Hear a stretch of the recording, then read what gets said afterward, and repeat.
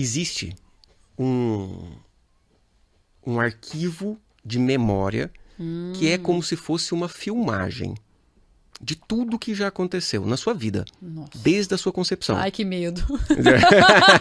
Que medo, gente. Boa, gostei. Eu tô com medo agora desse negócio. E aí, o que acontece? Nossa. Você acessa tudo isso. Vamos parar o programa, eu vou fazer minha consulta com você e depois a gente volta. A gente volta, sim. E também está gravado o que aconteceu com o seu pai, com a sua mãe, desde a concepção. Nossa. Com os avós, com os bisavós.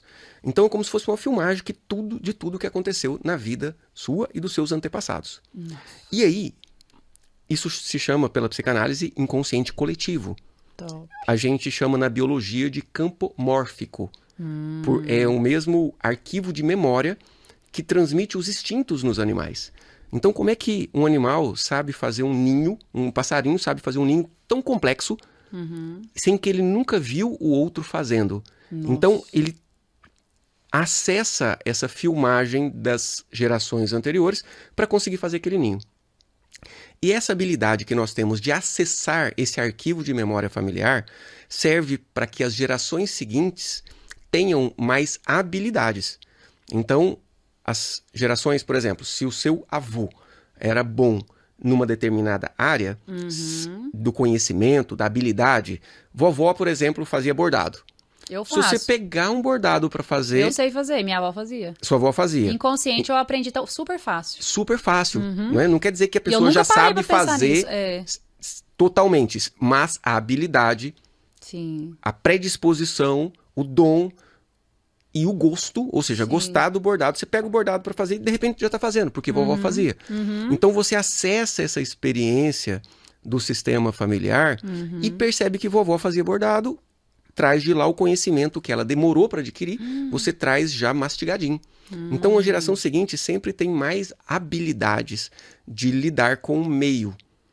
Hoje em dia, por exemplo, as crianças têm uma habilidade extraordinária de lidar com equipamentos eletrônicos. Por quê?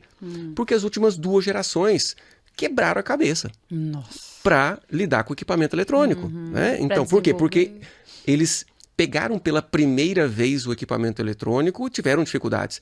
Aí eles foram desenvolvendo aquele aprendizado com equipamentos eletrônicos e os meus pais tiveram dificuldade. Eu já tive mais facilidade, que na minha infância já tinha videogame, já começaram os primeiros computadores.